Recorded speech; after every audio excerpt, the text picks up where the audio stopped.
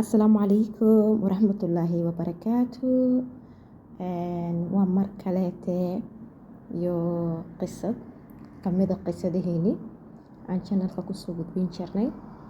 insha allah sidii caadada ahayd hadday markii kugu horreysay subscribe noo saar.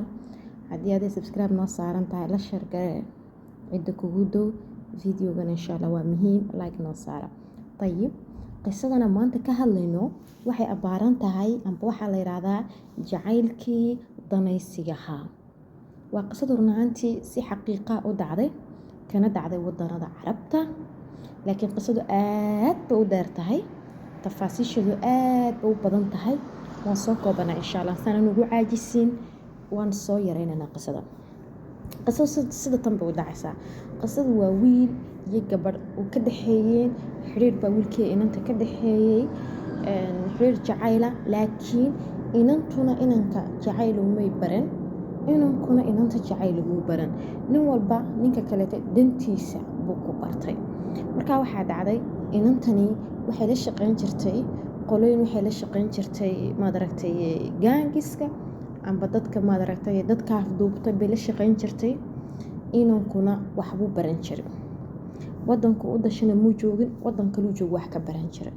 markaa waxaa dhacday maalimaha kamida inay inantu inanka meel isku arkeen, si sudfa isla kulmeen, way isla hadleen, lambarkii bay kala qaateen.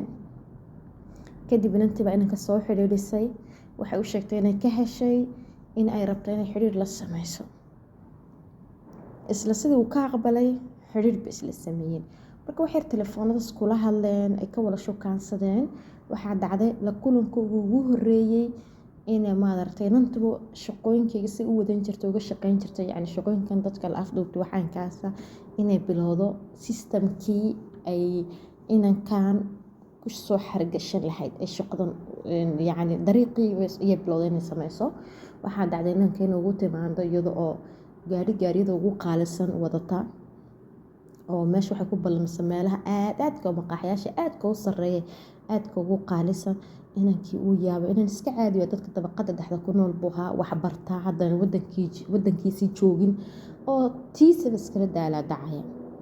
yaab bay ku noqotay, inantan gaarigan maanta wadata meeshan kugu ballamisay maxaa adoo calay taxal. way iswareysteen, markay isla kulmeen way iswareysteen, way isgun gaadheen.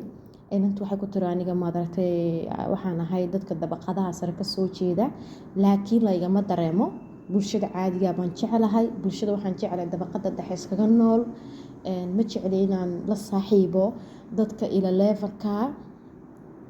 inanku wuxuu dhahay aniguna waxaan ahay wiil wadan kale ka soo jeeda, wadankiisa buu sheegaa kan waxbaan ka bartaa, nolosheedu waa iska sida. dayib, inbay cabaar bay sheekaysteen, waqti badan bay sheekaysteen.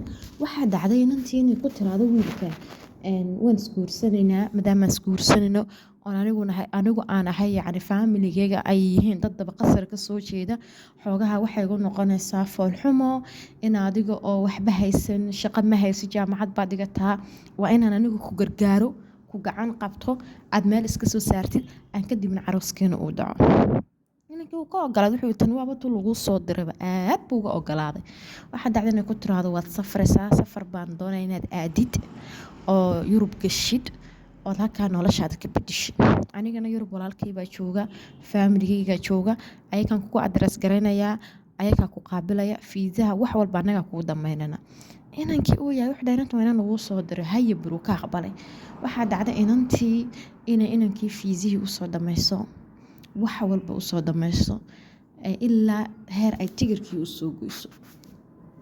inankii uu qaatay tigirkii, uu anbabaxay, wadankuu ka baxay, wuxuu tegay Yurub. so waa markii ugu horeysay isagoo Yurub tegaayo. airport waxay ku ballamisay, isaga u sheegtay walaalkeed inuu kasoo doonay. sida xaqiiqada inantan wax walaalo oo Yurub u jooga ma jiro, waa dad shabakada ay isla shaqaystaan oo adduunka daafaheyga wala jooga. inankii waa lasoo doonay, gaari madow baa lagu soo doonay, airportkii waa laga hor qaaday, meel waxaa la geeyey cidla ah oo hotel cidla ah ay malaha ku shaqaystaan. inankii hotelkii buu seexday, baasboorkiisii alaabtii oo dhan waa laga qaaday. waxaa lagu yiri anaga kuu haynana caawa martibaa taa ka seexo.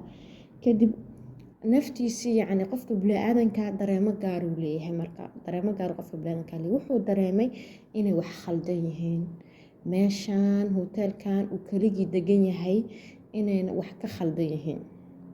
wuxuu damcay inuu meesha ka baxsado sidii dareenkiisu sheegina run bay noqotay meesha waxbaa ka khaldanaa. inankii waxaa dhacday inuu baxsado oo hoteelka iskaga baxo maadaragtay uu banaanka iska aado. kadib uu ogaaday shirqoolkan uu ogaaday oo la wadaagay booliiskuu la wadaagay ilaa heer maxkamadeed arrintii gaadhay uu wadankiisa ku soo noqday oo ilaa inantii dib loo helay ee la cadeeyay oo soo khashifay inay jirto shabakad kamid ah dadka xubnahooda ka ganacsadaan oo Yurub America ilaa wadanada Carabta Afrika isku xiriirisa. insha Allah intaasaan ku soo koobana waana de wax tusaale lagu qaato qof si sudfa aad u baratid aqoon dheeraad aad u lahayn inuu meel kugu casuumo way haboontahay laga fogaado. ama asintiin insha Allah intaan dib u kulmi doono hana ilaawin inaad gambaleelka furatiin channelka subscribe na saartiin. ama asintiin